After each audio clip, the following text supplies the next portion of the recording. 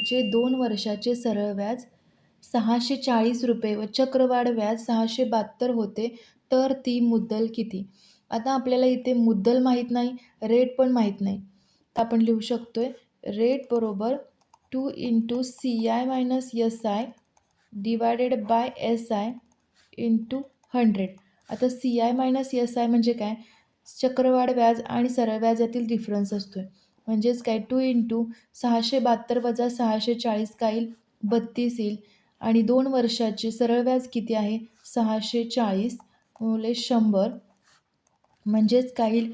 आपला रेट येईल 10%. आता आपल्याला फी फाइंड करायचा. यसा आहे आपल्याकडं 640.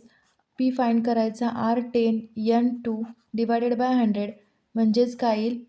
640 गुणिले 5 म्हणजेच काय येईल? 3200. आपला आन्सर असेल 3200.